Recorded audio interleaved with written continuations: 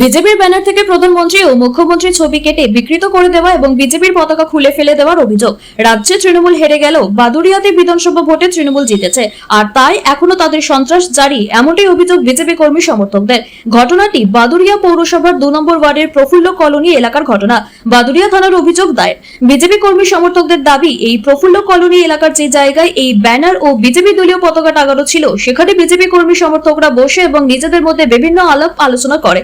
গতকাল রাতেও তারা যখন বাড়িতে ফিরে তখনও সব ঠিকঠাক ছিল, কিন্তু সকালেই তারা দেখতে পায় এভাবে দলীয় ব্যানার থেকে প্রধানমন্ত্রী ও মুখ্যমন্ত্রীর ছবি কেটে বিকৃত করা হয়েছে এবং দলীয় যত পতাকা লাগানো ছিল সব খুলে পাশে একটি বাগানে ফেলে দেওয়া হয়েছে।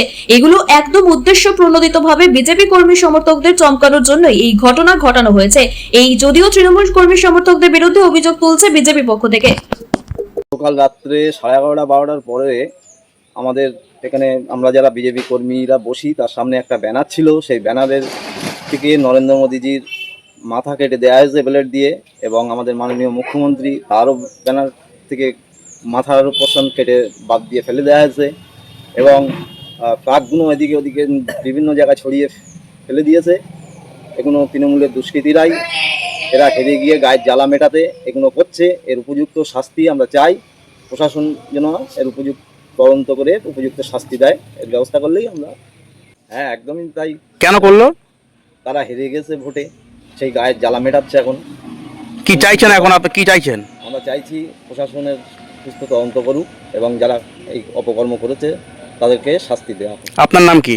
জগন্নাথ মণ্ডল, আমি প্রাক্তন 232-এর বুথ সভাপতি। আজকে আমরা সকালে এসে দেখলাম আমাদের পোস্টারের নরেন্দ্র মোদীজির ছবি মাথা থেকে কাটা, নিচে মাননীয় মুখ্যমন্ত্রী তারও ছবি মাথা থেকে কাটা। আমরা কালকে রাত্রে 12টা-1টার পরে আমাদের এখানে কিছু টিএমসির দুষ্কৃতী বলুন বা অপ্রশাসন বলুন, তারা এখনও আমাদের ভয়ে দেখিয়ে দমিয়ে রাখার জন্য চেষ্টা করছে। আমরা যাতে ভয়েতে থাকি, আমরা থানা প্রশাসনকে জানিয়েছি যে এইটা কি করে কিভাবে উদ্ধার হয়, যেন যারা করেছে, যে দুষ্কৃতীরা করেছে তাদের জন্য উপযুক্ত শাস্তি হয়, এটা আমরা সবাই চাই। কি করেছে? ওই পোস্টারে নরেন্দ্র মোদীজির মাথা থেকে কেটে দিয়েছে, ছিঁড়ে ফেলে দিয়েছে। তারপরে আমাদের এই ফ্ল্যাগ খুলে ফেলে দিয়েছে। শুভেন্দু অধিকারী, যিনি আমাদের মুখ্যমন্ত্রী, তারও মুখের থেকে কেটে দিয়েছে।